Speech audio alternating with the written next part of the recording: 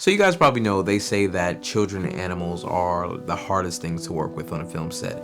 Obviously, these people have never worked with their dads. Bugs are tearing me. Remember I told you before we did anything, I just wanted to go get off and stuff. Don't get me wrong, dogs can be tough to work with too.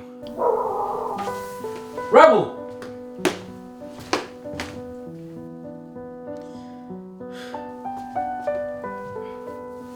Matt D'Avella doesn't have to deal with stuff like this.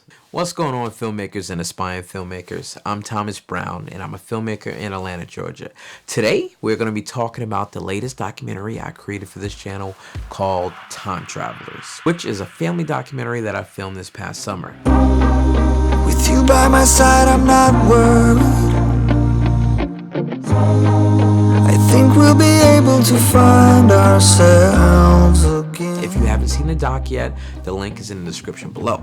Okay, so I am new to documentary filmmaking, so this channel is my journey to understanding the process and improving. I've been making YouTube videos on 2 channels since 2013 and filming weddings since 2014.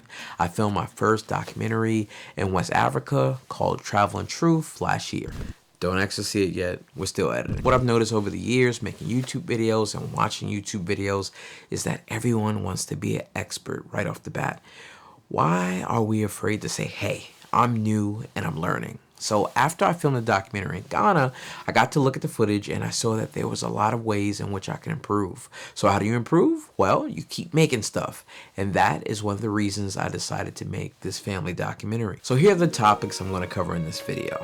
1. How I prepared to film this documentary. 2. Discovering my story. 3. How I approached getting enough B-roll. 4. How I tackled the interviews. And lastly, 5. I'll talk a little bit about editing this documentary. Let's start with how I approached preparing to make this family documentary. I know it's not the most exciting thing, but I did a lot of research before I ever hit record. I first started with a phone call to my mom and dad and other family members, and after that, I did research on Ancestry.com to see if I could dig a little bit deeper on the information that my family gave me. On Ancestry.com, I actually found some blood relatives that we had lost communication with for about 30 years. I also found out that some of the relatives that we thought were relatives by blood were most likely just family friends whom we just started calling family over the years. I wrote everything down so I could try to use the facts that I came up with to discover my focus for the film. For me, it was pretty hard trying to decide which angle to tell my story from. And doing all my research, I saw there were several perspectives that I could approach this documentary from. The focus of my story, for me, really came down to time. I wanted this documentary to focus on my mother's side of the family and my father's side of the family. To cover as much as I really wanted to, this really should have been 2 separate films, or at least a feature-length film, which I did not have time to film. I only had 2 days to go to South Carolina and film with my dad, and 2 days to go to North Carolina and film with my mom. So 4 days total. I was initially frustrated because the information that my dad and mom had about their childhoods weren't even. My father had a really deep history from where he was born, knows a lot about the city, and there's still a lot of people that can tell a lot of stories about my father's family history. On the other hand, a lot of the people on my mother's side of the family who could shed light on certain topics have passed away, and she doesn't have any memories about her childhood in North Carolina. But as I thought about this, the more I came to realize that this might be the best way to approach the film, with my father reminiscing about his childhood memories and my mom trying to discover more about her childhood.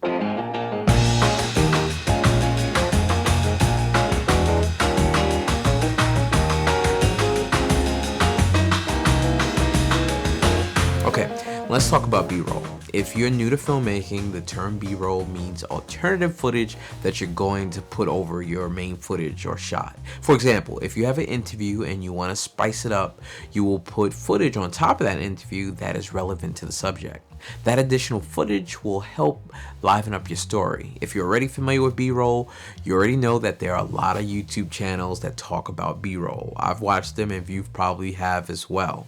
They give you some great creative techniques for getting shots, but I don't think I've heard anyone give a general rule about the amount of B-roll you should get for your film. My personal rule that I developed when filming weddings is around 10 to 30 shots per scene. So for example, if I'm filming a wedding and I'm filming the bride's presence, prep, I'll get 20 to 30 shots of different details while she's getting ready. I'll get 5 different angles of the wedding dress, which will usually be close-ups and wide shots. I'll get 5 different angles of the wedding rings. I'll get 5 different angles of the bride putting on the dress. You get the point.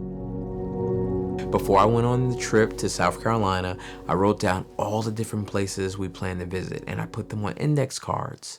And on the index cards, I wrote down potential shots I should get while we're in those locations. Once we finished filming each location, I would write little notes on the index cards that would come in handy once I conducted the interviews with my parents, which we'll get into in a minute.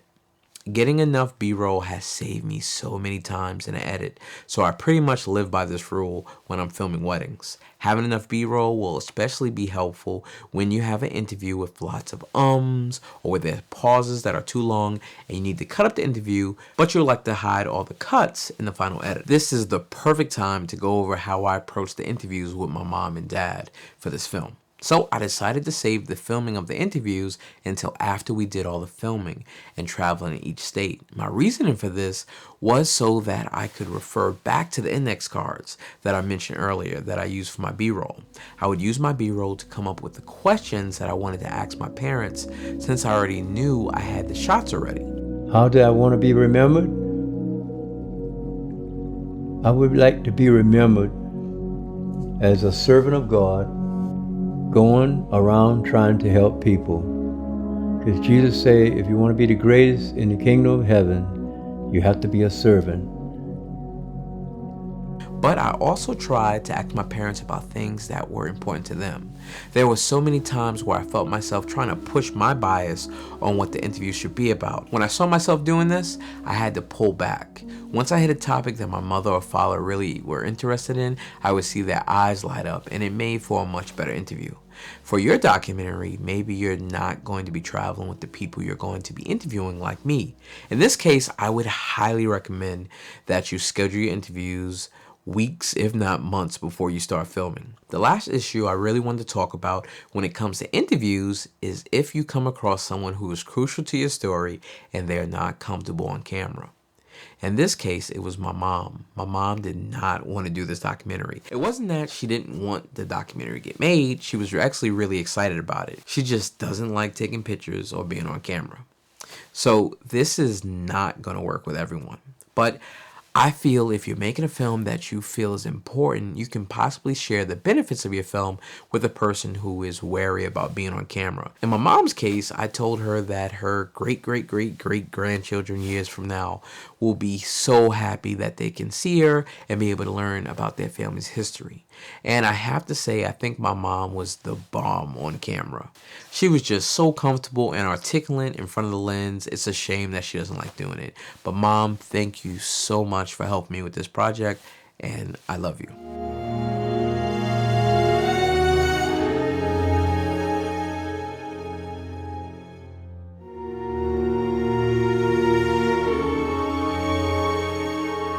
Okay, let's talk about editing. So I filmed the last piece of the documentary in August, and I didn't get to editing this project until the beginning of October because I had so many weddings to edit.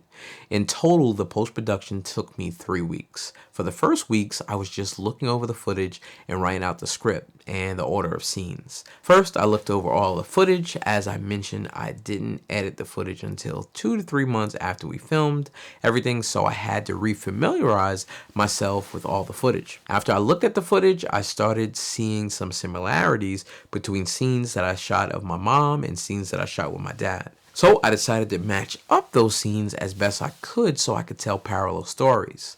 For example, when my dad is in the woods searching for his childhood home, I matched that with the scenes of my mom looking for her childhood home. I ended up making 5 different drafts and edits of the film. The very first edit I created, I called my rough edit. This was an edit with no music where I just laid out their entire film in the same order that I wrote in my script. The second edit was just a second draft, building on top of that rough edit.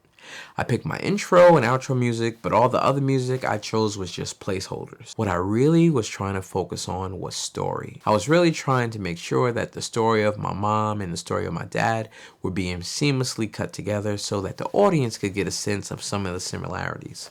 Once I finished the second draft, I uploaded it to YouTube privately and watched it on my TV. I watched it twice, and then I started to work on the third draft. My goal with the third draft was to try to cut the fat.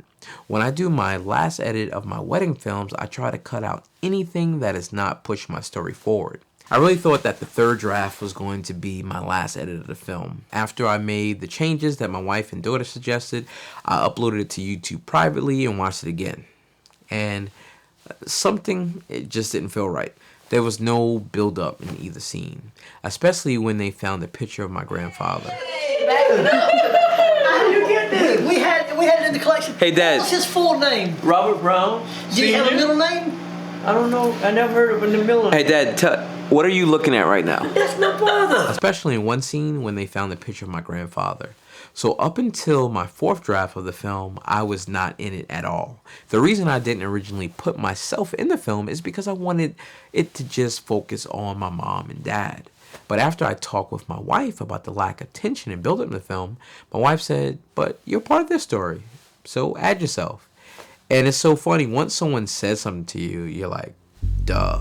One of the most frequently asked questions that we ask ourselves is, who am I and where did I come from? For me, I know I can get so attached to my original vision that I lose sight of ways to make my story better. Last but definitely not least, the one thing I tried to do when making this film was to do things for a reason. What I mean by this is I wanted there to be a specific purpose for each and every shot and every question.